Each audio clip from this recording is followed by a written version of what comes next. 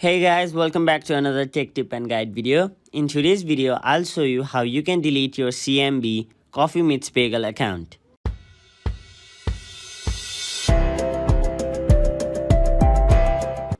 So, first of all, open the CMB app. Then, on the top left corner of the screen, you can see your profile icon. Tap on it. Then, tap on Settings. After that, scroll down and there, below the logout option, you can see an option named Delete Account.